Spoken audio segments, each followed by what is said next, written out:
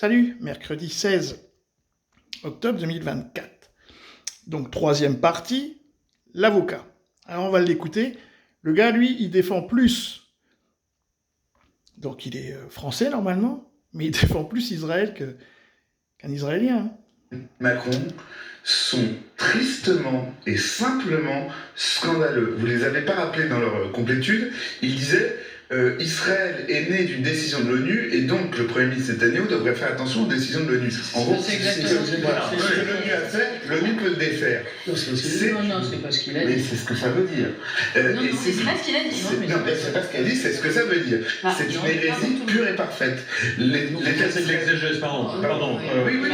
Mais tout de même, pour l'instant, il y a une sorte de dette morale d'Israël à l'égard de l'ONU. Attendez, une seconde. La déclaration d'indépendance de l'État d'Israël, elle fait effectivement référence au droit international, c'est très émouvant, comme elle fait référence aux références bibliques, etc. Mais en attendant, il y a une chose qui est certaine, ce qui fonde l'État d'Israël, c'est la déclaration d'indépendance prononcée par Ben Gurion le 14 mai 1948, ce qui a immédiatement provoqué un état de guerre qui, d'ailleurs, d'une manière parfaite, n'a pas cessé de... Y compris la Blanche. Je me rappelle toujours, une des rencontres les plus frappantes de ma vie, c'était Yitzhak Shamir, Premier ministre israélien, qui racontait comment il avait pratiqué le terrorisme contre les Anglais, parce qu'il y a une forme de guerre, voilà, de façon tout à fait assumée. Il y a un point que je voudrais rajouter sur ce plateau, excusez-moi.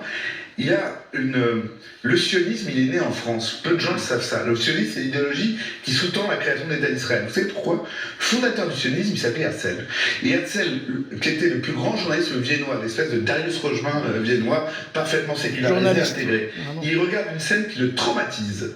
C'est la dégradation du capitaine Dreyfus, place des Invalides. Et quand il y a ce sabre brisé, il dit si en France ça peut arriver à un officier juif qui n'a rien à voir avec le judaïsme, alors c'est que les juifs doivent avoir leur État. Donc la vraie dette du sionisme vis-à-vis de la France, c'est l'affaire Dreyfus. Et donc je trouve que, au milieu de tout cela, et l'épisode de Vichy, Macron n'a jamais dit ça. Non mais vraiment là-dessus, pardon. Alors, petite rectification, maître.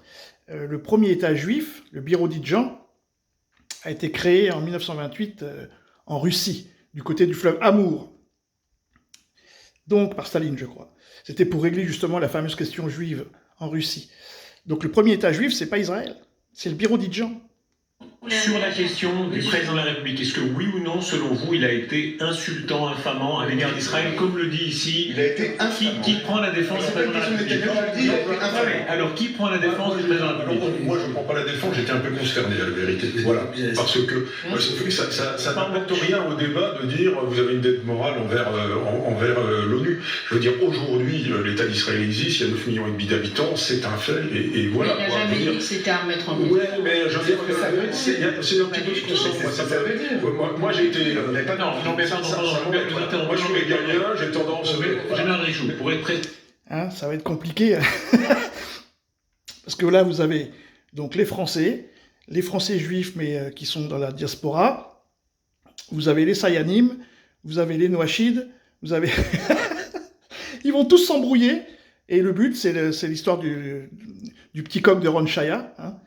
Le petit coq se promène de personnalité en personnalité en disant « Oui, toi, t'as fait ça, lui, il a dit ci, lui, il a dit ça. » Les gros coqs se battent, et à la fin, qui c'est qui gagne?